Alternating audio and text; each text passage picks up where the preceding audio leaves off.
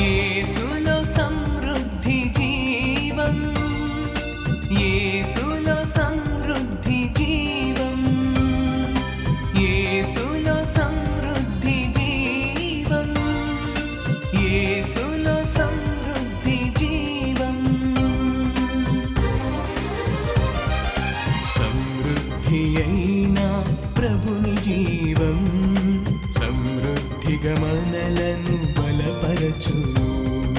సమృద్ధి అయిన ప్రభుని జీవం సమృద్ధిగా మనలను బలపరచు. అలసిన హృదయాలకు ఇది సమృద్ధి జీవం, విరిగిన హృదయాలకు వాక్యామృత జీవం. ఓ నేస్తమా వీక్షించుమా యేసులో సమృద్ధి జీవం. ఓ నేస్తమా వీక్షించుమా యేసులో సమృద్ధి జీవం, యేసులో సమృద్ధి జీవం, యేసులో సమృద్ధి జీవం, యేసులో సమృద్ధి జీవం, యేసులో సమృద్ధి జీవం. సమృద్ధి జీవం, సమృద్ధి జీవం, సమృద్ధి జీవం, సమృద్ధి జీవం.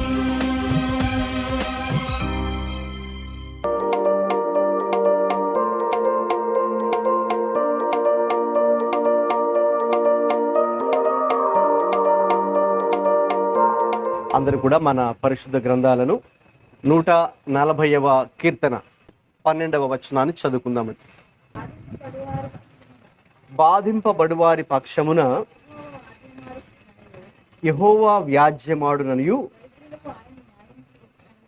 దరిద్రులకు ఆయన న్యాయము తీర్చుననియు నేనెరుగుదును. చాలండి. ఈ కీర్తనను వ్రాస్తున్నటువంటి దావీదు ఒక మాట చెప్తున్నారు. ఏంటంటే ఆ మాట, బాధింపబడువారి పక్షమున యెహోవా వ్యాజ్యమాడుననియు దరిద్రులకు ఆయన న్యాయము తీర్చుననియు నేను ఎరుగుదును. గమనించండి, దావీదు మరి ఈ యొక్క మాటలు చెప్పడానికంటే ముందు ఒక యుద్ధం చేయవలసి వచ్చింది. ఆయన జీవితంలో ఒకటే కాదు, ఎన్నో యుద్ధాలు మరి ఆయన చేయాల్సి వచ్చింది. మరి ఆ యుద్ధాలు కష్టముతో కూడుకున్నటువంటి, సవాలుతో కూడుకున్నటువంటి పని. మరి శత్రువులు, ఎంతో మంది శత్రువులు మరి ఆయన జీవిత కాలంలో ఉన్నారు. ఆ శత్రువులు మరి ఏ రీతిగా ఆయన్ని ఇబ్బంది పెడుతూ ఉన్నారో, ఏ రీతిగా ఆయన్ని కష్టపెడుతూ ఉన్నారో, ఏ రీతిగా ఆయన్ని ఒక విధంగా చెప్పాలంటే చంపివేయాలని వాళ్ళు ఎన్నో కుట్రలు పన్నుతూ ఉన్నారో మరి ఈ యొక్క కీర్తనలో మరి మనము చూడవచ్చు. సో అతన్ని ఇబ్బంది పెట్టేవారు శత్రువులు, అతనికి కష్టాన్ని తీసుకురావాలని, అతని ఇబ్బంది పెట్టాలని ఎంతో మంది ప్రయత్నిస్తూ ఉన్నారు. అయితే గమనించండి, ఈ పరిస్థితుల మధ్యలో ఆయన చివరిలో ఒక మాట అన్నారు. అదే మనం ఇప్పుడు చదువుకున్నాం. బాధింపబడుతున్నారు దావీదు ఆయన. అయితే బాధింపబడి వారి పక్షమున యెహోవా వ్యాజ్యమాడునని. అవునండి. సో ఎవరైతే బాధకు గురవుతూ, బాధించబడుతూ, లేక ఇతరుల ద్వారా శ్రమ పెట్టబడుతూ ఉంటారో అటువంటి వారి పక్షంగా దేవుడు కార్యం చేస్తాడండి. కొన్నిసార్లు మనం కూడా, మీరు మనం పనిచేసే స్థలంలో కావచ్చు, లేకపోతే బయట కావచ్చు, ఎక్కడైనా కానీ కొంతమంది మనకు విరుద్ధంగా మనకు వాళ్ళు మాట్లాడుతూ, లేకపోతే మన మీద కుట్ర చేయాలని వాళ్ళు ఎన్నో పన్నుతూ ఉంటారు.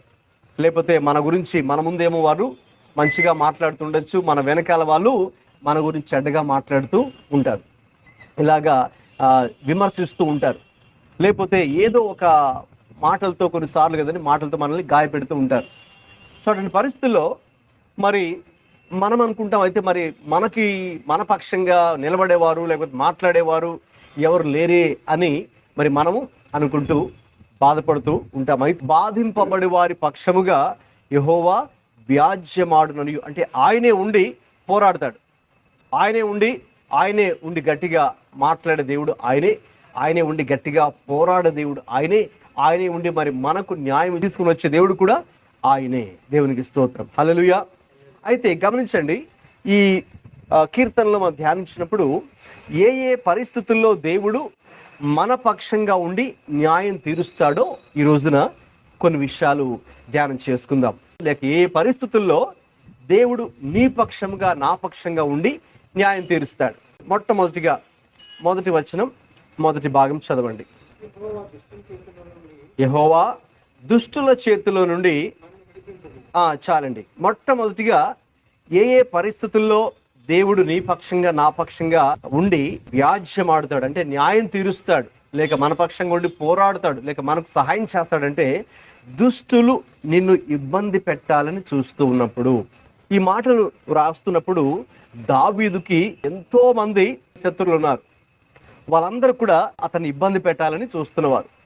అయితే ఈ విషయం చాలా వాస్తవం. ప్రాక్టికల్గా మాట్లాడాలి అంటే మన జీవితాల్లో కూడా మనల్ని ఇబ్బంది పెట్టేవారు కూడా ఉంటారు. మనల్ని ఇబ్బంది పెట్టాలని చూసేవారు చాలా మందే ఉంటారు. యేసుక్రీస్తు ప్రభువు ఆయన ఈ భూమి మీద ఉన్నప్పుడు కూడా మరి ఆయన పరిచయం చేస్తున్న రోజుల్లో కూడా ఎంతో మంది ఆయన్ని కూడా ఇబ్బంది పెట్టిన వారు ఉన్నారు కదండి. సో ఆయన కూడా ఏ నేరము చేయకపోయినా, మనమే రీసెంట్గా గుడ్ ఫ్రైడే రోజు కూడా మీతో కొన్ని విషయాలు పంచుకున్నాను. ఆయన మరి ఏ తప్పిదము చేయకపోయినా మరి అతన్ని ఎన్నో రోజులుగా అటువంటి శిలువ మరణానికి పంపించాలని ఎన్నో రోజులుగా లేక నెలలుగా కుట్రలు పన్నేవారు ఆయన కూడా ఉన్నారు. కాబట్టి మరి ఆయనకే లేక ఆయన్నే ఆ రీతిగా ఇబ్బంది పెట్టాలని చూచేవారు ఉన్నప్పుడు ఈ లోకంలో మరి మనం కూడా కొంతమంది ఇబ్బంది పెట్టాలని చూచేవారు ఉండవచ్చు. దావీదును ఇబ్బంది పెట్టేవారు ఉన్నారు. అందుకే ఆయన మాట చెప్తున్నారు. ఇప్పుడు రెండవ భాగం చదవండి. అదే మొదటి వచనంలో అదండి. రెండవదిగా ఏ పరిస్థితిలో దేవుడిని మన పక్షంగా ఉంటారంటే బలాత్కారము చేయువారు, బలవంతంగా తమ ఇష్టానుసారంగా వాళ్ళు ఎటువంటి కుట్ర మన మీద పన్నారో అందులోకి మనల్ని ఇది చేయడానికి, సో అటువంటి బలాత్కారము చేసేవారు ఉన్నప్పుడు కూడా దేవుడు మన పక్షంగా ఉండి న్యాయం తీరుస్తాడు. హల్లెలూయా. అలాగే రెండవ వచనం చదవండి. చూడండి, ఇక్కడ రెండు విషయాలు ఉన్నాయి ఈ రెండవ వచనంలో. మొదటిది, వారు తమ హృదయాల్లో అపాయకరమైనటువంటి యోచనలు చేస్తారు. ఒక విధంగా చెప్పాలంటే ఇబ్బంది పడాలని, లేకపోతే ఒక విధంగా మరి మనం బాధకు గురి అవ్వాలని వాళ్ళు ఏం చేస్తారండి, అపాయకరమైనటువంటి యోచనలు అంటే చెడ్డ ఆలోచనలు, చెడ్డ తలంపులు, లేక చెడ్డ కుట్రలు మన గురించి వాళ్ళు పన్నేవారుగా ఉన్నారు అని ఇక్కడ దావీదు సెలవిస్తూ ఉన్నాడు. ఇక ఏంటంటే వారు నిత్యము యుద్ధము రేప చూచుందరు అంటే ఎప్పుడు కూడా వాళ్ళు ఎలాగంటే మనతో యుద్ధం చేయాలని చూస్తారు. అంటే మనతో పోరాడాలని, మనతో గొడవ పెట్టుకోవాలని కదండి. సో మనల్ని ఆ రీతిగా రెచ్చగొట్టే రీతిగా మనల్ని మాట్లాడతారు. అంటే మనకి కోపం రేపే రీతిలో కొంతమంది మాట్లాడతారు. సో ఎందుకంటే తద్వారా వాళ్ళు అలాగ మనతో వాదనలోకి దిగి, ఆర్గ్యుమెంట్లోకి దిగి మనం ఇంకా ఆ వాదనలో కంటిన్యూ అవ్వాలనే ఉద్దేశంతో కొంతమంది మాట్లాడుతూ ఉంటారు. అటువంటి పరిస్థితిలో కూడా దావీదు వెళ్ళాడు. అందుకొరకే వారి గురించి కూడా మాట్లాడుతున్నారు. వారు నిత్యము యుద్ధము రేప చూచుచుందురు. కాబట్టి ఆయన ఎన్నో యుద్ధాలు ఆయన ఎదుర్కొన్నాడు తన జీవితంలో. అంటే లిటరల్గా అంటే భౌతికమైన యుద్ధాలే ఆయన చేయాల్సి వచ్చింది. మనమైతే ఆ భౌతికమైన యుద్ధాలు చేయాల్సిన అవసరం ఉండకపోవచ్చు, కానీ మిగతా విషయాల్లో అనేక రకాల పోరాటాలు మనం కూడా ఎదుర్కొంటూ ఉంటాం. ఇంకా చూడండి, దేవుడు ఏ పరిస్థితుల్లో మన పక్షం కూడా న్యాయం తీరుస్తాడో మూడవ వచనం ఒకసారి చదవండి. పాము నాలుక వలె వారు తమ నాలుకలు వాడి చేయుదురు, వారి పెదవుల క్రింద సర్ప విషయమున్నది. చూడండి, ఎవరైతే పాము నాలుకల వలె తమ నాలుకలు మనకు విరుద్ధంగా వాడి చేస్తున్నప్పుడు దేవుడు ఆ పరిస్థితిలో మన పక్షంగా ఉండి వ్యాజ్యమాడి అంటే పోరాడి న్యాయం తీరుస్తాడు. చూడండి, అంటే అక్కడ ఎవరితో పోల్చారండి, వారి నాలుకని పాము నాలుక అంటే అందులో చాలా భయంకరమైనటువంటి విషం అనేది ఉంటుంది. సో వారి పెదవుల క్రింద సర్ప విషం ఉన్నది. అంటే వారి నాలుకలు, వారు మాట్లాడేటువంటి మాటలు చాలా మనకు విరుద్ధంగా, చాలా అబద్ధాలతో కూడినటువంటి మాటలు, లేకపోతే మోసంతో కూడినటువంటి మాటలు, లేకపోతే మనం ఏది చేయకపోయినా మన మీద నిందలు మోపేటటువంటి మాటలు, వారు కొంతమంది ఆ రీతిగా ఉంటారు ఈ లోకంలో. కాబట్టి దావీదు తన జీవితంలో అటువంటి వాళ్ళని ఫేస్ చేశారు. అటువంటి వాళ్ళు కూడా ఏం చేస్తారని దావీదుని ఆ రీతిగా అవమానపరిచారు, అతని మీద నింద మోపారు, చెడ్డ మాటలు పలుకుతూ ఉన్నారు. అయితే గమనించండి, ఇది చాలా సర్వసాధారణమే. ఈ లోకంలో మనం ఉన్నప్పుడు దీనికి మనము ప్రిపేర్డ్గా ఉండాలి. ఎందుకంటే యేసు ప్రభు కూడా దీని గురించి ఒక మాట చెప్పారు. చూడండి, మత్తయి సువార్త 5వ అధ్యాయంలో 11వ వచనం. నా నిమిత్తము జనులు మిమ్మల్ని నిందించి హింసించి మీ మీద అబద్ధముగా చెడ్డ మాటలెల్లా పలుకున్నప్పుడు, చూసారండి, యేసు ప్రభువారు కూడా ఏం చెప్తున్నారంటే, అక్కడ స్టార్టింగ్లో ఒక పదం ఉందండి. ఏంటది? నా నిమిత్తము, దేవుని నిమిత్తం. మేము రక్షణ పొందిన కొరతలో, దేవుని తెలుసుకున్న కొరతలో మా బంధువులందరూ కూడా నానా మాటలు అన్నారు. మరి మీరు ఇప్పుడు యేసు ప్రభు నమ్ముకున్నారు, లేకపోతే ఇంకా అలాగా తక్కువ కులస్తులు దేవుడు నమ్ముకున్నారని, లేకపోతే అది ఇది అని వాళ్ళు రకరకాలుగా మాట్లాడినారు.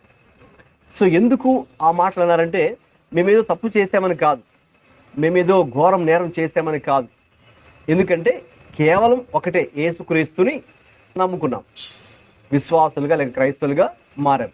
ఆ ఒక్క విషయాన్ని బట్టి వాళ్ళు ఎన్నో మాట్లాడినారు. ఇప్పుడు ప్రభు ఏం చెప్తున్నారండి?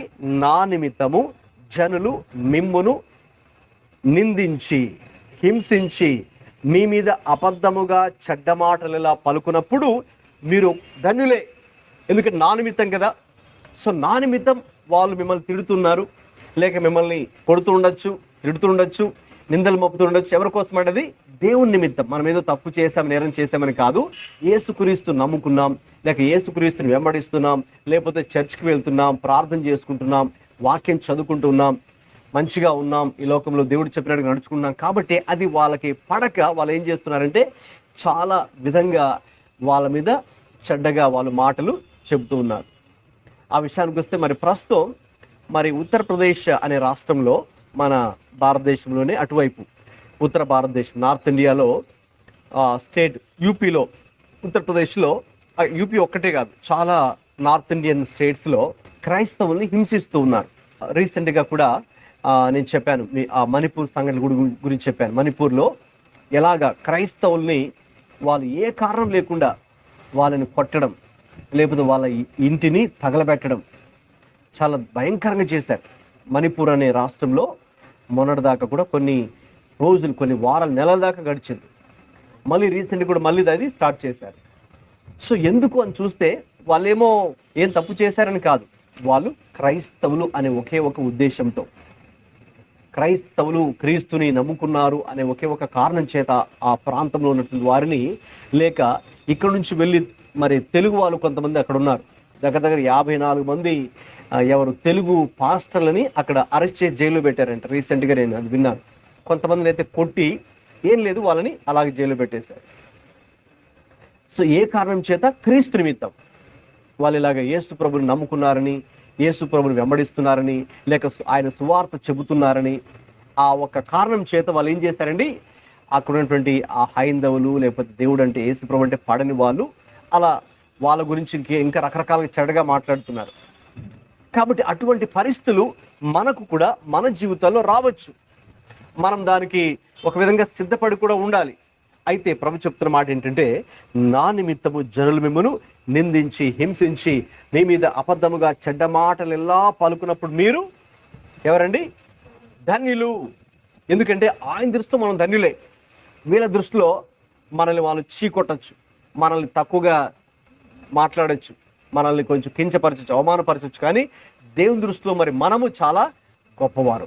ఈ లోకంలో యేసుక్రీస్తు కోసం ఏ చిన్న బాధ మనం అనుభవించినా మన ప్రతిఫలం పరలోకంలో గొప్పగా ఉంటుంది. అదే ప్రభువారు చెప్తున్నారు. నెక్స్ట్ లైన్ చదవండి, అదే ఉంటుంది.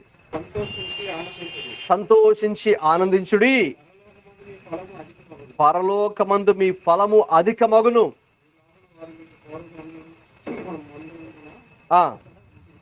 ఇలాగున వారు మీకు పూర్వమందుండిన ప్రవక్తలను హింసించిరి. అయితే గతంలో ఎవరైతే ఇలాగ దేవుని కొరకు జీవించారో, ఎవరైతే గతంలో దేవుడి కొరకు నిలబడ్డారో వారిని వాళ్ళు చెడ్డ మాటలు మరి పలుకుతూ, వారిని హింసిస్తూ, దూషిస్తూ మరి బాధ పెట్టిన వారు ఉన్నారు. అయితే అటువంటి వారికి పరలోకంలో ఫలము చాలా అధికమవుతుంది. దేవుడికి స్తోత్రం, హల్లెలూయా. కాబట్టి ఈ లోకంలో దావీదు కూడా, అదే మనం చదువుకున్న మా కీర్తన తిరిగి వద్దామండి 140 కీర్తనకి.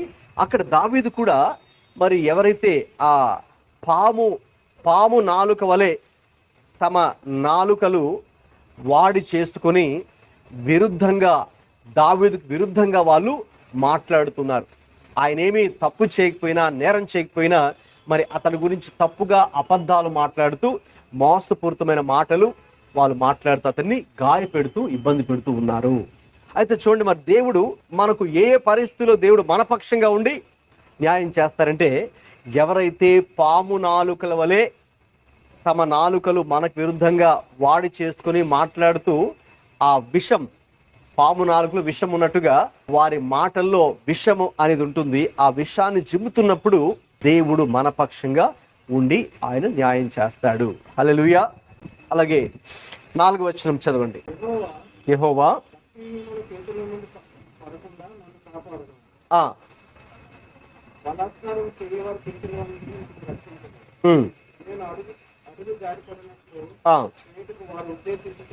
గమనించండి, 2 విషయాలు ఇందులో ఉన్నాయి.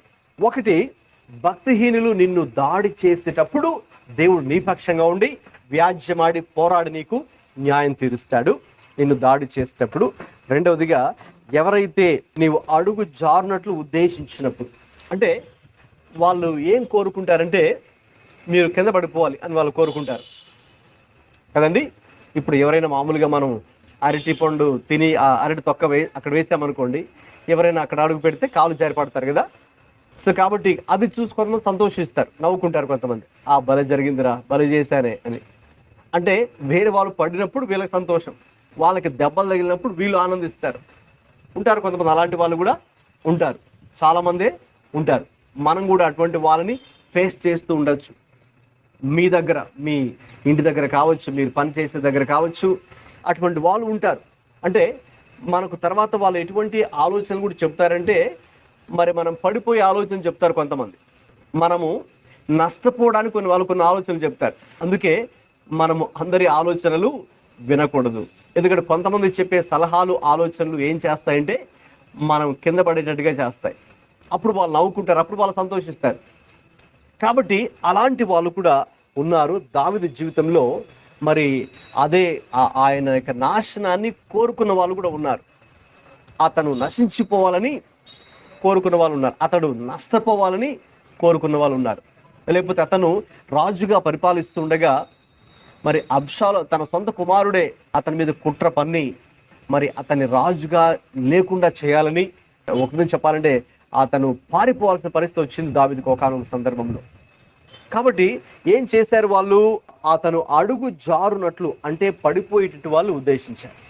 కాబట్టి దేవుడు మన పక్షంగా ఎప్పుడు ఉండి ఆ వ్యాజ్యమాడి లేక న్యాయం తీర్పు తీర్చే దేవుడే ఉన్నారంటే, మరి భక్తిహీనులు మన మీద దాడి చేయడానికి ప్రయత్నించినప్పుడు, అలాగే ఎవరైతే మనము అడుగు జారునట్లు ఉద్దేశిస్తారో ఆ పరిస్థితిలో కూడా మరి దేవుడు మనకు తోడుగా ఉంటాడు. 5వ వాక్యం చదవండి. గర్విష్ఠులు నా కొరకు ఉరిని త్రాళ్లను చాటుగా ఒడ్డి ఉన్నారు, త్రోవ పక్కన వలపరిచి ఉన్నారు. చూడండి, ఇక్కడ 3 విషయాలు ఇందులో ఉన్నాయి. అదేంటంటే, గర్విష్ఠులు అంట వాళ్ళు ఏం చేస్తున్నారు? మన కొరకు ఉరిని త్రాళ్లను చాటుగా ఒడ్డి ఉన్నారు. అంటే వాళ్ళ ఉద్దేశము వీళ్ళను ఎప్పుడు అవకాశం దొరికితే అప్పుడు చంపేద్దాం అన్నట్టుగా. గర్విష్ఠులు అంటే అతని దావీదుకున్నటువంటి శత్రువులు అతని మీద ఆరిదిగా కుట్రలు పన్నారు. అలాగే ఇంకేం చేశారండి వాళ్ళు? త్రోవ పక్కన ఏం చేశారండి? వల పరిచి ఉంచారు. వల పరిచి ఉంచి అతను ఇంకా రాగానే ఇంకా వల వేసేసి అతన్ని పట్టుకొని ఇక చంపేద్దాం అనే కుట్రను వాళ్ళు పన్నారు. ఇంకా మనల్ని పట్టుకొనుటకై ఉచ్చులను ఒగ్గినప్పుడు అటువంటి పరిస్థితుల్లో కూడా మరి దేవుడు మనకు తోడుగా ఉంటారు.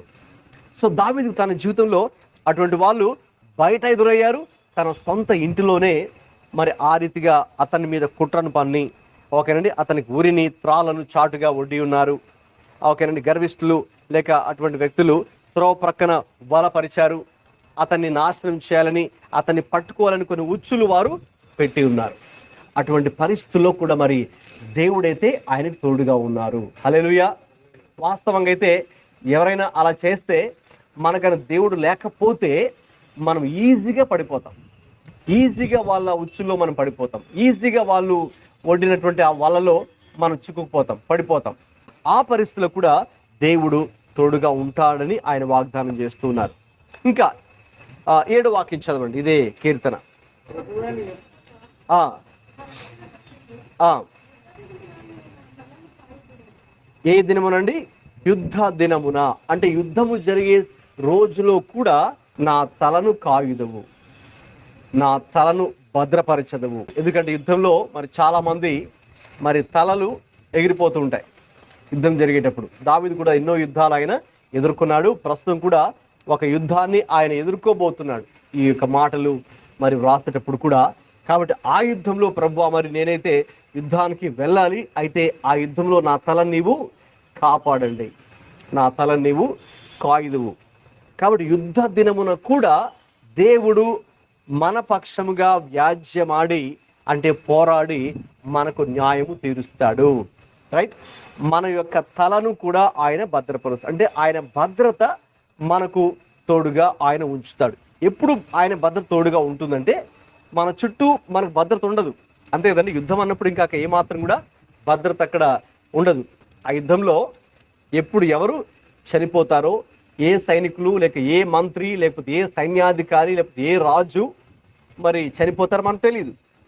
సో అక్కడ ఇంకొక సెక్యూరిటీగా ఉండదు, భద్రత అనేది అక్కడ మనకు ఉండదు. అయితే భద్రత లేని పరిస్థితుల్లో కూడా దేవుడు మనకు భద్రత ఇవ్వగలడు. దేవునికి స్తోత్రం, హల్లెలూయా. వాస్తవంగా అయితే అది జరగదు, అయితే దేవుని బట్టి అది జరుగుతుంది. వాస్తవంగా అయితే ఒక వ్యక్తి యుద్ధంలోకి వెళ్ళి మళ్ళీ తిరిగి రావడం అంటే కష్టం, అంటే మళ్ళీ తనతో తిరిగి రావడం అంటే చాలా కష్టమే యుద్ధంలో. అయితే దేవుని యొక్క సహాయంతో ఒక వ్యక్తి యుద్ధానికి వెళ్ళి యుద్ధంలో పోరాడి మళ్ళీ తిరిగి క్షేమంగా మరి తన తలతో, అంటే క్షేమంగా ప్రాణాలతోనే బయటికి రాగలడు. ఎవరిని బట్టి అండి? దేవుణ్ణి బట్టి. హల్లెలూయా. అలాగే 9వ వచనం చదవండి. నన్ను చుట్టుకొని వారు తల ఎత్తిన ఎడల,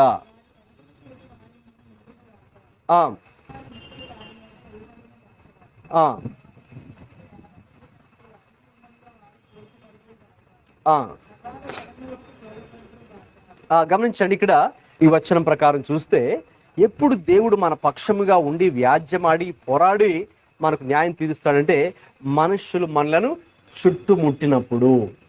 వాస్తవంగా మనుషులు మనల్ని చుట్టుముట్టినప్పుడు మనం ఇంకా బయటికి తప్పించుకోవడానికి అవకాశం ఉంటుందా చెప్పండి? అవకాశం ఉంటుంది. మనం వెళ్తున్నప్పుడు ఒక 10 మంది వచ్చారనుకుంటే, 10 మంది వచ్చి మన చుట్టుముట్టారు మనల్ని, ఇంకా మనం వాళ్ళని తప్పించుకొని బయటికి వెళ్ళడానికి అవకాశం ఉంటుందా? ఉండదు. ఎందుకంటే వాళ్ళు 10 మంది ఉన్నారు కాబట్టి వాళ్ళకి ఎక్కువ బలం ఉంటుంది, వాళ్ళకి ఎక్కువ శక్తి ఉంటుంది. కాబట్టి ఇక మనము అక్కడ నుంచి తప్పించుకొని పారిపోవడానికి అవకాశం ఉండదు, ఇంకా కష్టమే. ఇంకా వాళ్ళు మనల్ని ఈజీగా, చాలా సులువుగా మనల్ని దాడి చేయడానికి, లేక మనల్ని చంపివేయడానికి చాలా సులువే. అయితే మనుషులు మనల్ని చుట్టుముట్టినప్పుడు కూడా మన దేవుడు మనకు తోడుగా ఉన్నారు కాబట్టి ఆయన మరి మనకు సహాయం చేయగలడు. హల్లెలూయా. ఆయన మనల్ని విడిపించగలడు. ఆయన మనము అక్కడి నుంచి తప్పించుకొని బయటికి రావడానికి కూడా దేవుడు మరి మనకు సహాయము చేయగలడు. దేవుడు ఆ కార్యాన్ని మన పక్షంగా ఉండి దేవుడు జరిగిస్తారండి. హల్లెలూయా. అందుకే ఇక్కడ కీర్తనకారుడు చాలా ధైర్యముతో, చాలా భరోసాతో, చాలా కాన్ఫిడెన్స్తో ఈ మాటలు చెప్పడం జరుగుతుంది. కాబట్టి దేవుడు ఏ పరిస్థితుల్లో మన పక్షంగా ఉండి మనకు పక్షంగా పోరాడి న్యాయం తీరుస్తారంటే ఈ పరిస్థితుల్లోనండి. ఇప్పుడు దాకా చెప్పుకున్నాం కదా, మొదటి వచనం నుంచి ఈ 9వ వచనం వరకు కూడా ఎన్నో పరిస్థితులు ఉన్నాయి. దుష్టులు అతన్ని ఇబ్బంది పెట్టాలని చూశారు, బలాత్కారం చేయాలని చూశారు, వాళ్ళ హృదయాల్లో అపాయకరమైన యోచనలు యోచిస్తూ ఉన్నారు. ఇంకా నిత్యము ఆయనతో యుద్ధం చేయాలని చూస్తున్నారు. వారి నాలుకలు పాము నాలుకల వలె మరి వాడిగా ఉండి ఆయనకు విరుద్ధంగా మాట్లాడుతున్నారు. భక్తిహీనులు అతని మీద దాడి చేయాలని చూస్తూ ఉన్నారు. అతని అడుగు జారునట్లు ఉద్దేశిస్తూ ఉన్నారు. గర్విష్ఠులు అతన్ని వరకు ఉరిని త్రాళ్ళను చాటుగా ఒడ్డి ఉన్నారు. అతని త్రోపక్క బలపరిచి ఉన్నారు.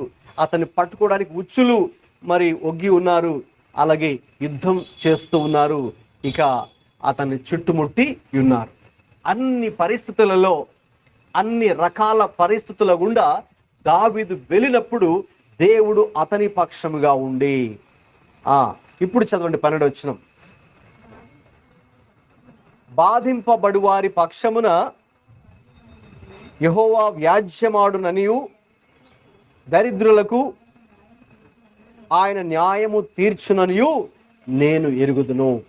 చూడండి, చివరిలో నేను ఎరుగుదును అంటే దావీదుకి ఒక అనుభవం ఉంది. ఏంటి ఆ అనుభవం అంటే, అతడు ఒకవైపు ఏమో బాధించబడుతూ ఉన్నాడు, ఒకవైపు ఏమో శత్రువులు చుట్టుముట్టి ఉన్నారు, ఒకవైపు శత్రువులు అతని మీద దాడి చేస్తూ ఉన్నారు, ఒకవైపు ఏమో నిత్యము ఎల్లప్పుడూ ఆయనతో యుద్ధం చేయాలని చూస్తూ ఉన్నారు, ఒకవైపు ఏమో పాము నాలుకల వలె వారి నాలుకలు విషముతో కూడుకొని విషముతో నిండి వాళ్ళు ఆ రీతిగా మాట్లాడుతున్నారు. అయితే అవన్నీ కూడా ఒకవైపు. అయితే ఆ పక్షమున యెహోవా వ్యాజ్యమాడుననియు అలాగే నాకు ఆయన న్యాయము తీర్చుననియు నేను ఎరుగుదును. దేవునికి స్తోత్రం, హల్లెలూయా. ఒకవైపు ఇవన్నీ పరిస్థితులను కూడా మరి నేను అయితే ఒకటి నాకు తెలుసు, యెహోవా నా పక్షముగా ఉండి ఆయన నా పక్షంగా వ్యాజ్యమాడి పోరాడి నాకు న్యాయం తీరుస్తాడు. హల్లెలూయా. ఈ రోజున మనం ఒకటి తెలుసుకోవాలి. ఏంటంటే, ఒకవైపు మన పరిస్థితులన్నీ కూడా ఇలాగా మనకు కూడా ఉండొచ్చు. దావీదు ఏ రీతిగా ఆయన జీవితంలో ఇవన్నీ వెళ్ళి ఉన్నారు, ఆయన ఇబ్బంది పెట్టే మనుషులు, శ్రమ పెట్టే మనుషులు, ఆ రీతిగా ఆ కుట్ర పన్నేటటువంటి వారు మరి ఉండొచ్చేమో. అయితే ఒకటి మనకు తెలుసా ఏంటి అంటే, ఈ మాట దావీదు వలె మనం కూడా చెప్పగలమా?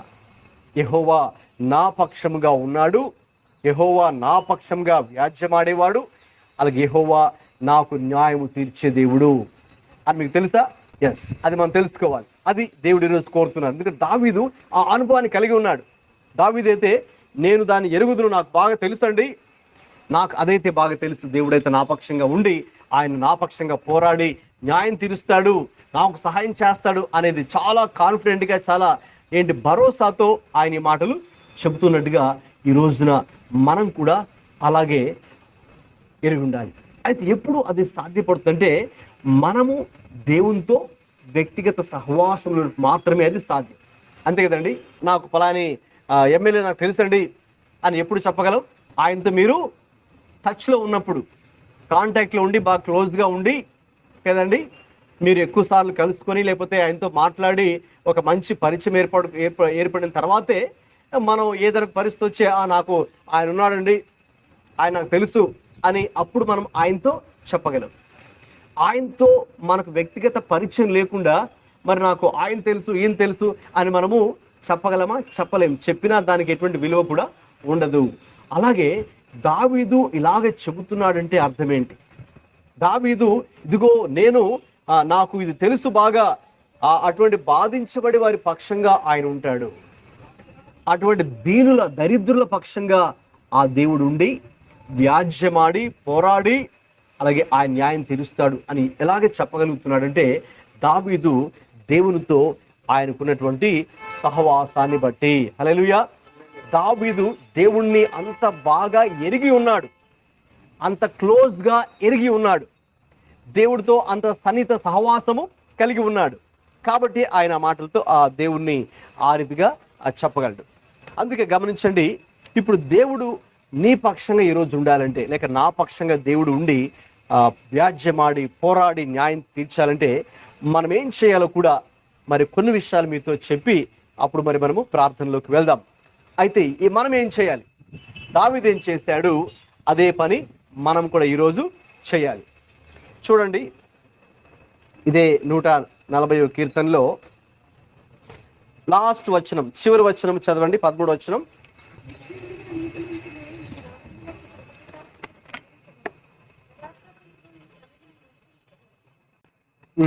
దావీదు చెప్తున్నట్టుగా, నిశ్చయముగా నీతిమంతులు నీ నామమునకు కృతజ్ఞతాస్తుతులు చెల్లించెదరు.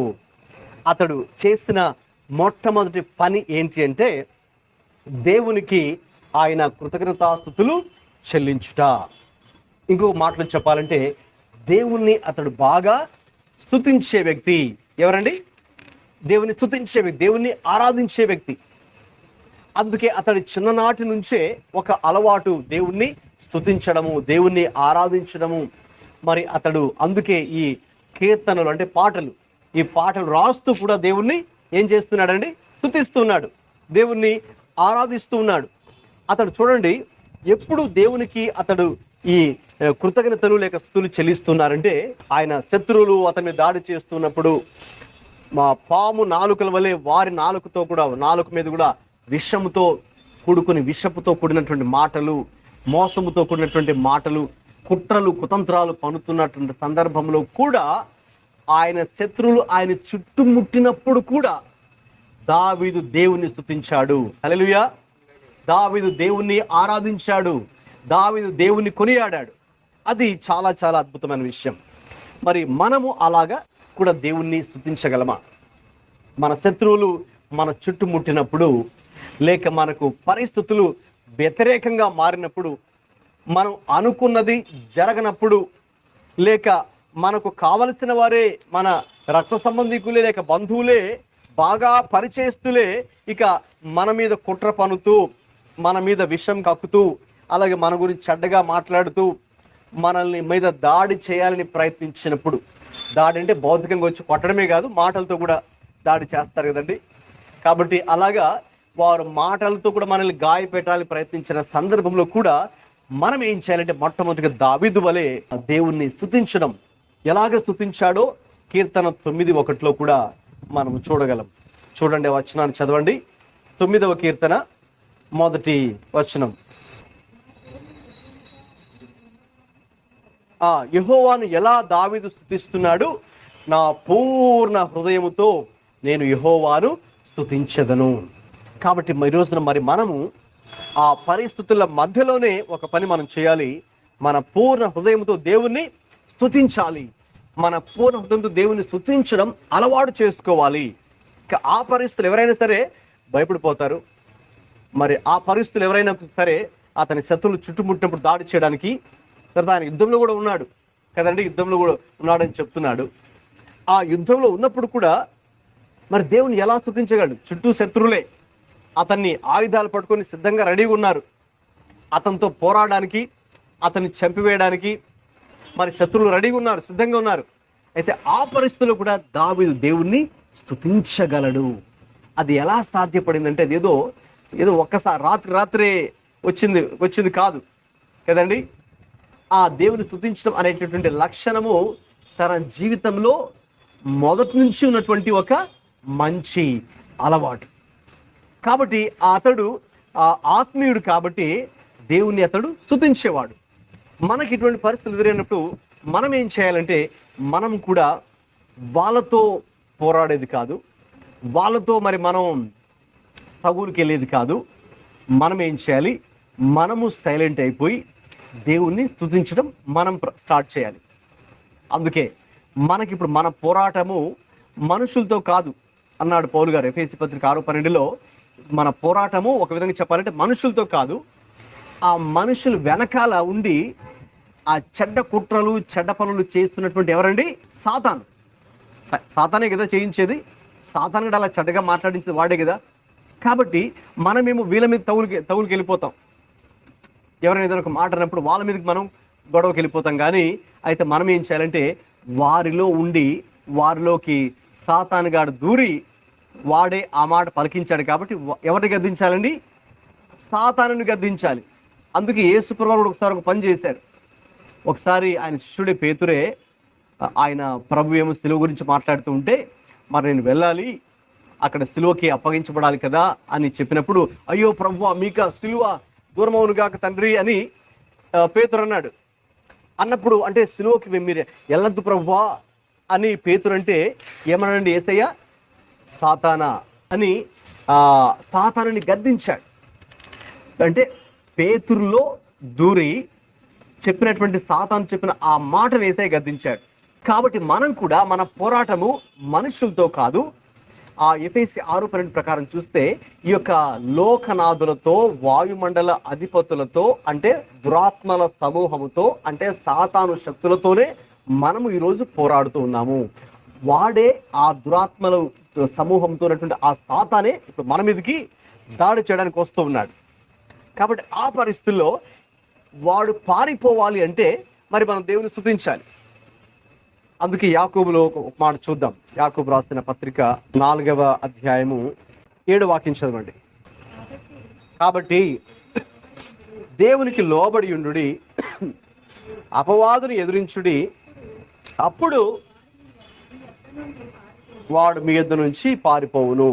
ఇక ఎప్పుడైతే చూడండి నువ్వు దేవునికి లోబడి దేవుని స్తుతించడం ప్రారంభిస్తావో దావీదు వలె, నెక్స్ట్ ఏం జరుగుతుందంటే అప్పుడు నీవు ఆటోమేటిక్గా అపవాదుని ఎదురిస్తూ ఉన్నావని అర్థము. అప్పుడు ఎప్పుడైతే నువ్వు ఆ దేవుని స్తుతిస్తూ అపవాదుని ఎదిరిస్తావో అప్పుడు సాతాను మీ యొద్ద నుంచి పారిపోతాడు. కాబట్టి అది మనం ఈరోజు అందరూ కూడా నేర్చుకోవాలి.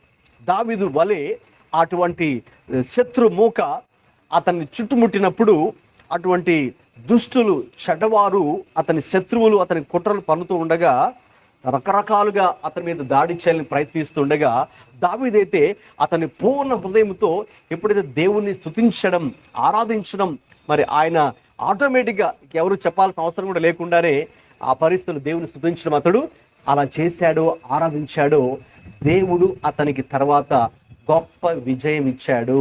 హల్లెలూయా.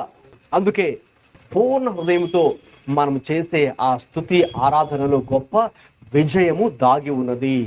మనం కూడా గొప్ప విజయాన్ని పొందుకోబోతున్నాం.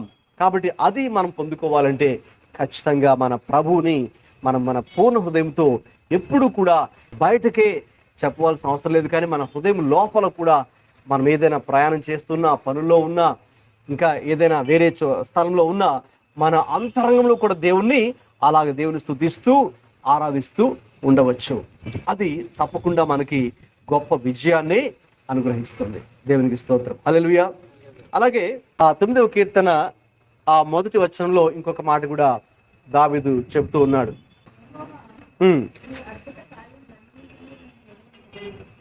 అదండి దావీదు చేసినటువంటి రెండవ పని ఏంటి అంటే, ఆ పరిస్థితుల మధ్యలో నీ అద్భుత కార్యములన్నిటిని నేను వివరించెదను. దేవుని అద్భుత కార్యములన్నిటినీ వివరించాలి. ఇంకొక మాట చెప్పాలంటే సాక్ష్యం ఇవ్వాలి. మరి దేవుడు చేసింది ఏదైనా కూడా సరే మనం ఏం చేయాలండి? సాక్ష్యము చెప్పాలి. అది చిన్నది కావచ్చు, లేకపోతే పెద్దది కావచ్చు, అది మీ ఆరోగ్యానికి సంబంధించింది కావచ్చు, లేకపోతే మీ ఇంటిలో జరిగినటువంటి ఒక విషయానికి సంబంధించింది కావచ్చు, మీ బంధువులకి సంబంధించిన విషయం కావచ్చు, ఏదైనా కావచ్చు.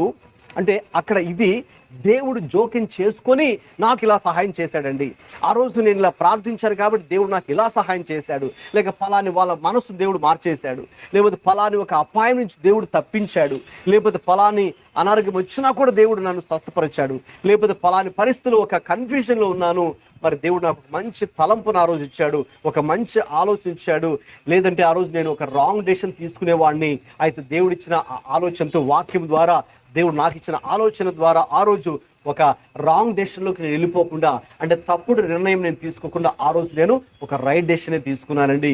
దానికి కారణము దేవుడు నాతో మాట్లాడారు కాబట్టి, లేక దేవుని యొక్క వాక్యము నాకు ఇలా తెలియచేసింది కాబట్టి, లేక ఫలాని వాక్యం వింటున్నప్పుడు దేవుడు నాతో మాట్లాడారు, లేక ఫలాని వాక్యం వింటుండగా పాస్టర్ గారి ద్వారా దేవుడు నాతో ఈ విషయంలో నాకు ఒక స్పష్టత వచ్చేలా దేవుడు చేశాడు, ఈ విషయంలో నేను ఒక కన్ఫ్యూజన్లో ఉన్నాను, ఏం చేయాలో ఆ దిక్కుతోచిన స్థితిలో ఉన్నాను, అయితే వాక్యము వినడం ద్వారా దేవుడు నాకు ఒక ఆలోచన ఇచ్చాడండి. అది కూడా సాక్ష్యమే కదండి. నేను చెప్తున్నా ఏదో దేవుడు మన స్వస్థపరచడం మాత్రమే సాక్ష్యం కాదు, అనేక విషయాల్లో సాక్ష్యాలు మరి మనం చెప్పవచ్చు. అయితే ఇవన్నీ చెప్పడం ద్వారా మనం చేసే ఒకే ఒక పని ఏంటంటే, ఏం చేస్తున్నామండి? మరి మనము యెహోవా నీ అద్భుత కార్యములన్నిటినీ నేను వివరించేదను అంటే, దేవుడు చేసినటువంటి కార్యాన్ని మనం ఇతరులకు చెప్తున్నాం. అంటే ఎవరిని హైలైట్ చేస్తున్నామండి? ఎక్కడ ఎవరిని మనం గణపరుస్తున్నాం, గౌరవిస్తున్నాం సాక్షి చెప్పడం ద్వారా? మనిషినా? కాదు, దేవుణ్ణి. హల్లెలూయా. కాబట్టి మనము ముందుకు వచ్చి సాక్ష్యం చెప్పడం ద్వారా, అంటే ఇక్కడ చర్చిలో అయితే ఇక్కడ అనుకుందాం, అదే బయట మీరు ఇంటి దగ్గర ఉన్నప్పుడు మీ వర్క్ డ్యూటీలో ఉన్నప్పుడు కదండి, అక్కడ కూడా మీకు ఏదైనా చిన్న అవకాశం దొరికితే మీతో కలిసి పనిచేసే వాళ్ళకి, మీ కొలీగ్స్కి కూడా కదండి, ఏదో ఒక ప్రతి ఒక్కరికి ఏదో ఒక సమస్య వస్తుంది కదండి, ఏదో ఒక కష్టం, ఏదో ఒక సందర్భం వస్తుంది. ఆ టైంలో మీరు దాన్ని ఆ టైంని పోనీయకుండా చాలా చక్కగా ఆ టైంలో ఏదో ఒక మాట, దేవుడి యొక్క మాట మీరు చెప్పడం, ఒక సువార్త మీకు తెలిసినట్టుగా పర్వాలేదు, ఒక మాట చెప్పండి చాలు. అప్పుడు ఆ మాట వాళ్ళు ఏం చేస్తుందంటే వాళ్ళని ఆలోచింపచేస్తుంది. సరే మరి అవును, మరి పలాని సిస్టర్ లాగా పలాని బ్రదర్ లాగా నాకు చెప్పారు, సరే ఇప్పటిదాకా ఎన్నో ట్రై చేశాము కదా, ఈ సమస్య నుంచి పరిష్కారం కోసం ఇప్పటిదాకా ఎన్నో స్థలాలకు వెళ్ళాము, ఎన్నో ప్రయత్నాలు చేశాము, మరి ఇప్పుడు ఈవిడేమో యేసు ప్రభు నమ్ముకోమని చెబుతోంది, లేక ప్రభుకి ప్రార్థించమని చెబుతోంది, ప్రభు గొప్పవాడని ఈ బ్రదర్ చెప్పారు, లేకపోతే మరి యేసు ప్రభు దగ్గరికి ఆయన వాక్యం చదవండి అని చెప్పారు, లేకపోతే మందిరానికి రండి అని ఒక మాట చెప్పారు, అంటే మొత్తానికి ఏదో యేసు ప్రభు గురించి చెప్పారు. సరే ప్రయత్నం చేద్దాం, ట్రై చేద్దాం, ఇప్పుడు దాకా ఎన్నో ట్రై చేశాం కాబట్టి ఇప్పుడు యేసు ప్రభుని ట్రై చేద్దాం, యేసు ప్రభుని ప్రయత్నం చేద్దాం అనే ఒక ఆలోచన అప్పుడు కాకపోయినా, ఆ రోజు కాకపోయినా, ఏదో ఒక టైంలో దేవుడు మళ్ళీ మీరు చెప్పిన ఆ మాట వాళ్ళని ఏం చేస్తాను, మళ్ళీ జ్ఞాపకాన్ని తెచ్చి మళ్ళీ వాళ్ళు ప్రేరేపించి, వాళ్ళు అన్యులైనా కావచ్చు, దేవుని ఎరగని వారైనా కావచ్చు, అయితే మీరు చెప్పినట్టు ఆ మాట ఏదైతే ఉందో దేవుడికి సంబంధించిన మాట, అది వాళ్ళని తాకుతుంది. హల్లెలూయా. అది వాళ్ళ హృదయాన్ని తాకి ఏదో ఒక రోజు వాళ్ళు కూడా దేవుని వైపు తిరిగేలా ఆ మాట చేస్తుంది. మరి అందుకే మనము ఆయనను గురించినటువంటి విషయాలు వివరించవలసిన అవసరం ఉంది. అందుకే ఇక్కడ యెహోవా నీ అద్భుత కార్యములన్నిటిని నేను వివరించదను. కాబట్టి మనం ఏం చేయాలంటే, దేవుడు ఎలాగ మన జీవితాల్లో కార్యం చేస్తున్నాడో మన పిల్లలకు ఇంట్లో మొదట మనం సాక్ష్యం చెప్తూ ఉండాలి, అంటే దేవుని మాటలు చెప్తూ ఉండాలి, మన పిల్లలకు చెప్తూ ఉండాలి. అలాగే బయట మనం పనికి డ్యూటీకి వెళ్ళినప్పుడు అక్కడ అవకాశం ఉన్నప్పుడు ఖచ్చితంగా ఏదో ఒక టైంలో మనకు అవకాశం అయితే ఉంటుంది, దాన్ని మనం కొంచెం అలర్ట్గా ఉండి ఆ టైంలో, ఆ రైట్ టైంలో కనుక మీరు ఆ మాటను చెప్పినప్పుడు ప్రార్థన పూర్వకంగా చెబితే తప్పకుండా దేవుడు వారి హృదయాలను కదిలించి, ఓకే మరి దేవుడు యొక్క గొప్పతనం, మరి యేసు ప్రభు ఇంత గొప్పవాడా, మరి నాకు తెలియదే, మరి ఇన్ని రోజులు మీరు నాకు చెప్పలేదే అని తర్వాత కూడా వాళ్ళు కొంతమంది అనొచ్చు, అవును మేము కూడా ఇలాగా ప్రభుకి మరి ప్రార్థించినప్పుడు, మొరపెట్టినప్పుడు దేవుడి విషయంలో నాకు సహాయం చేశాడు అని రేపొద్దున వాళ్ళు అన్యులు కూడా సాక్ష్యం చెప్పగలుగుతారండి.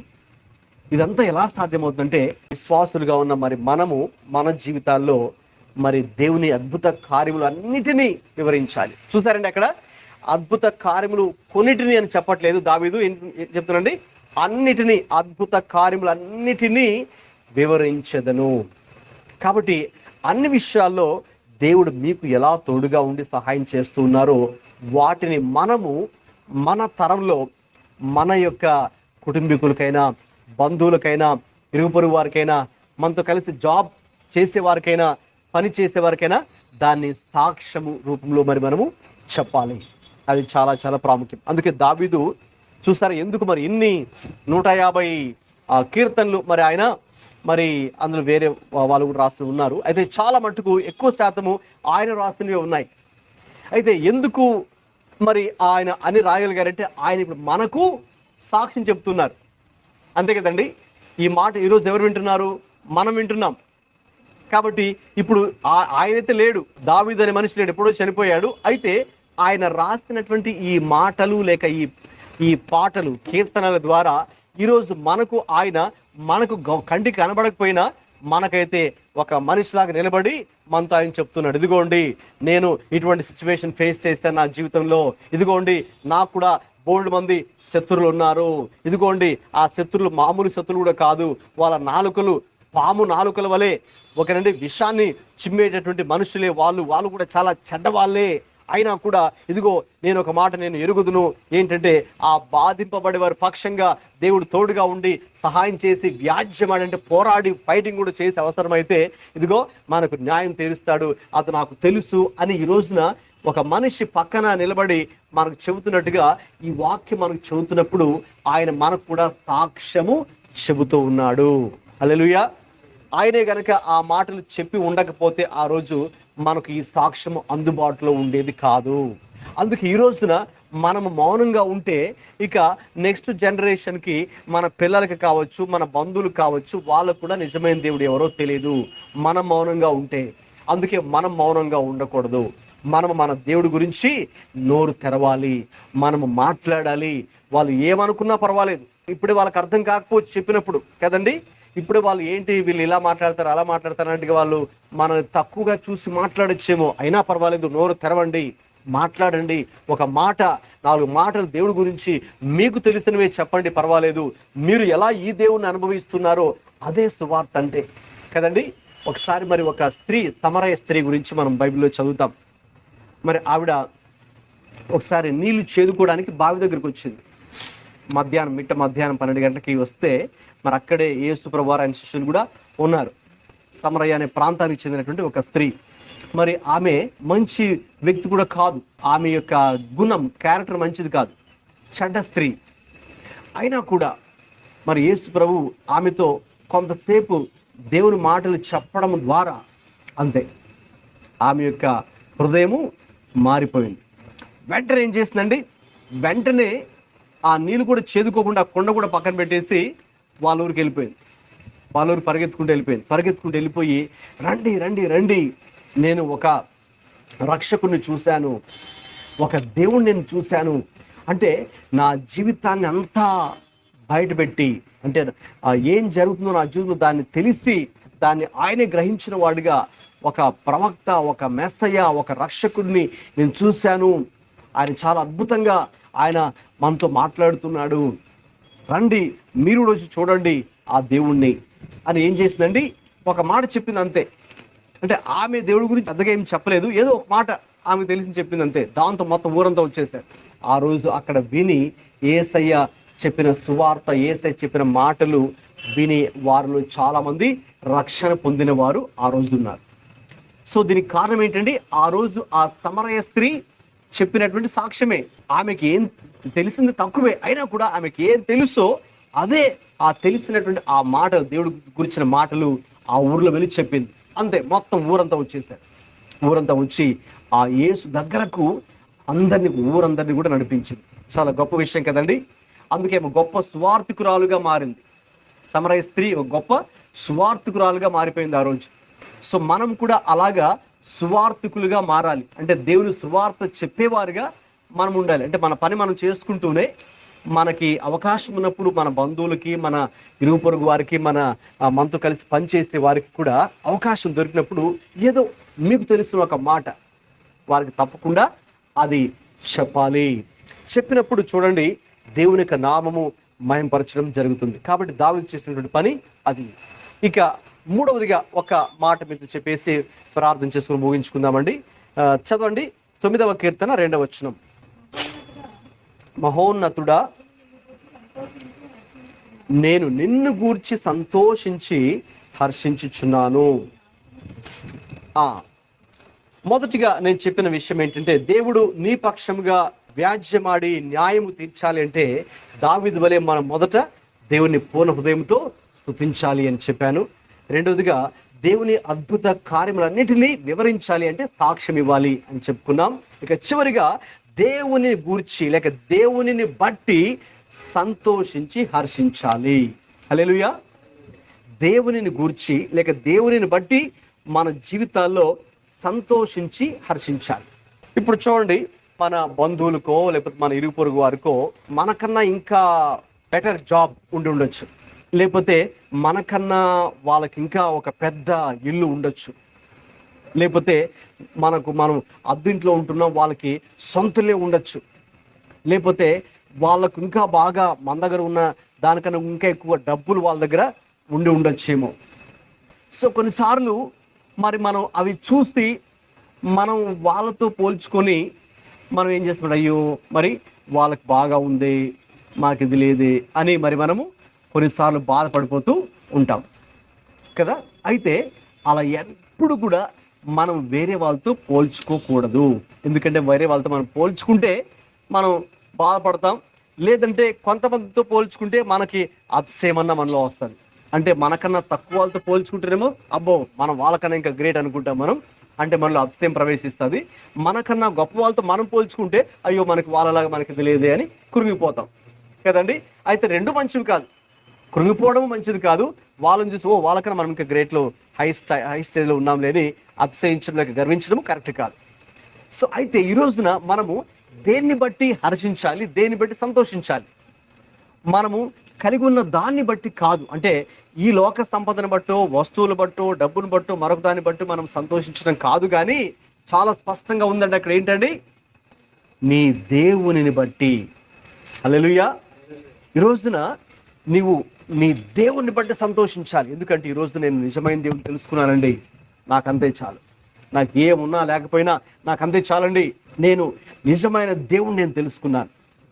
రైట్. మొన్నటిదాకా లేక ఫలాని తారీఖు వరకు, ఫలాని రోజు వరకు నాకు నిజమైన దేవుడు తెలియక అటు ఇటు తిరిగేవాడిని, అది ఇది చేసేదాన్ని. అయితే మరి ఇప్పుడు నేను నిజమైన దేవుడు ఎవరో తెలుసుకున్నాను. ఆ దేవుడిని నమ్ముకున్న తర్వాత నాకు గొప్ప సమాధానము, నాకు గొప్ప ఆనందము, నెమ్మది వచ్చింది. నాకంతే చాలు. అలాగా ఒక ఆవిడ, ముస్లిం ఒక ఆవిడ, రోడ్డు పక్కన ఇలాగ టిఫిన్ కొట్టు పెట్టుకున్నటువంటి ఒక ముస్లిం ఆవిడ, అంటే భర్త రోజు తాగేసి కొట్టేవాడు. మరి చాలా ఇబ్బంది ఎదుర్కొంటూ ఉంది ఆమె. ఇలాగా చర్చికి వచ్చే వాళ్ళు ఎవరో వెళ్ళి ఒకరోజు ఆమెకి చెప్పారంట, ఇలాగా యేసు ప్రభు నమ్ముకోమా, నీ పరిస్థితిలా ఉంది కదా, దేవుడు తప్పకుండా నీ పరిస్థితి మారుస్తాడు. నీ భర్త తాగుబోతు కదా, వచ్చి రోజు నేను కొడుతున్నాడు కదా, తర్వాత నువ్వు కూడా చాలా కష్టపడి ఇక్కడ ఈ రోడ్డు పక్కన ఈ చిన్న టిఫిన్ కొట్టు నువ్వు రన్ చేసుకోలేక చాలా ఇబ్బంది పడిపోతున్నావు కదా, అయితే దేవుణ్ణి నువ్వు నమ్ముకో, యేసు ప్రభు నమ్ముకో, చర్చికి రా, వచ్చి వాక్యం విను అని ఆమెకు వివరాలు చెబితే ఒకసారి నేను సాక్ష్యం విన్నాను. సో అలాగా ఆమె మరి ఒక్కసారే మరి చర్చికి వచ్చిందంట. మరి చర్చికి వెళ్ళినప్పుడు మరి ఆ రోజు ఆ పాస్టర్ చెప్పే వాక్యం ద్వారా దేవుడు ఆమెతో మాట్లాడారు. ఆమెతో మాట్లాడి ఇప్పుడు ఆమె ప్రభువుని అంగీకరించింది, ఆమె దేవుణ్ణి నమ్ముకుంది. ఆ ఒక్క వాక్యం ద్వారా ఒక గొప్ప ఆదరణ ఆమె పొందుకొని ఇంకా ఏం చేసిందంటే ఆమె, ఇదిగో దేవుడు ఆ రోజు పాస్టర్ గారి ద్వారా ఒక వాక్యం దేవుడు మాట్లాడారు కాబట్టి ఇప్పుడు నేనేం చేస్తానంటే, ఆమె పెద్దగా చదువుకోలేదంటే కూడా, అయినా కూడా నేను చాలా కష్టపడి ఇదిగో ఈ బైబిల్ నేను చదువుతాను, బైబిల్ని వాక్యాలు కంఠస్థం చేస్తానని చెప్పి ఏం చేసిందంటే రోజుకి 8 గంటలు బైబిల్ చదివి రోజుకి మొత్తం సామెతల గ్రంథాన్ని అంతా కంఠస్థం చేసింది ఆవిడ. ఆవిడ పేరు సైదాబి, ముస్లిం ఆవిడ. మొత్తం సామెతల గ్రంథాన్ని కంఠస్థం చేసింది. ఎన్ని అధ్యాయాలండి? అందులో 31 అధ్యాయాలు ఉంటాయండి. ఏదో ఒక వచనం కాదు, 2 వచనాలు కాదు. మనం ఒకసారి ఒక వచనం చెప్పండి అనగానే మనం తడబడతాం కదండి, మనం ఇబ్బంది పడిపోతాం కదా, ఒక వచనం 2 వచనాలు చెప్పడానికి. అలాంటిది ఆవిడ పెద్ద ఆవిడ, మళ్ళీ ఆవిడేమో చిన్న పాప కాదు, తర్వాత యవనస్తురాలు కాదు, పెద్ద ఆవిడ. పెద్ద వయసులో ఉండి కూడా రోజుకి 8 గంటలు అలాగే చదివి బైబిల్ని అలా మొత్తం సామెత గ్రంథాన్ని కంఠస్థం చేసి, ఎందుకంటే ఇదిగో యేసయ్య నా జీవితాన్ని ఒక వాక్యం ద్వారా మార్చాడు కాబట్టి ఈ వాక్యంలో గొప్ప శక్తి ఉంది కాబట్టి నేను ఆ వాక్యాన్ని తెలుసుకోవాలి, ఆ వాక్యాన్ని చదవాలి, ఆ వాక్యాన్ని ధ్యానించాలి, రేపొద్దు నేను కూడా నలుగురికి ఈ దేవుడి గురించి నేను చెప్పాలి అనే ఆశతో ఆమె మరి అలాగా ఇప్పుడు ఆమె దేవుణ్ణి బట్టి సంతోషించడం జరుగుతుంది. కాబట్టి ఒక వ్యక్తి ఇంకా వాళ్ళకి ఏమున్నా లేకపోయినా వాళ్ళు దేన్ని బట్టి సంతోషిస్తారండి? దేవుణ్ణి బట్టి. కాబట్టి ఈరోజు మనకు ఏది ఉంది ఏది లేదు దాన్ని బట్టి కాదు మనం సంతోషించాల్సింది, ఏది ఉన్నా ఏది లేకపోయినా మనం కలిగి ఉన్న మన దేవుణ్ణి బట్టి సంతోషించాలి. హల్లెలూయా. ఇప్పుడు చూడండి, చాలా మందికి చాలా గొప్ప గొప్ప ఆస్తులు ఉండొచ్చు, అయితే వాళ్ళు ఈ రోజున యేసు ప్రభుని ఎరగకుండా చనిపోతే వాళ్ళు ఎవరైనా కావచ్చు, ఎక్కడికి వెళ్తారండి? నరకానికి వెళ్తారు. అందుకే యేసు ప్రభు చెప్పారు, ధనవంతుడేమో వాడు చాలా సుఖభోగాల్లో వాడు జీవించాడు భూమి మీద ఉన్నప్పుడు అంతా కూడా, అన్ని పెద్ద పెద్ద పెద్ద ఇల్లు కలిగి ఉన్నాడు, రకరకాల ఆహార పదార్థాలు వాడు రోజు తినేవాడు. చెప్పాలంటే వాడు తిని మిగిలిపోయినవి అక్కడ పడేసేవాడు. ఇంటి బయట పడేస్తే అవి తినడానికి, ఇంటి బయట పడేస్తే అవి తినడానికి ఒక పేదవాడు వచ్చేవాడు, వాడు తినేవాడు అనమాట. అవి ఏరుకొని తినేవాడు పేదవాడు ఆ ధనవంతుడు ఇంటి బయట. మరి ఒక రోజు ఏమైంది, ఇద్దరు చనిపోయారు. ఆ ధనవంతుడు చనిపోయాడు, ఈ పేద లాజరు చనిపోయాడు. చనిపోతే ఈ ధనవంతుడేమో నరకానికి వెళ్ళాడంట, పేద లాజరు ఎక్కడికి వెళ్ళాడండి? పరలోకానికి వెళ్ళాడు. చూడండి, అంటే ధనవంతుడు ఎందుకు నరకానికి వెళ్ళాడు? దేవుణ్ణి తెలుసుకోకుండా వాడు తనకున్న దాన్ని బట్టే గర్వించి అతిశయించి వాడు అలాగే తన పాపం చేస్తూ చనిపోయాడు, నరకానికి వెళ్ళిపోయాడు. ఈ పేద లాజరేమో అతను పేదవాడైనప్పటికి కూడా తన స్థితి పేదవాడిగా ఉన్నాడు.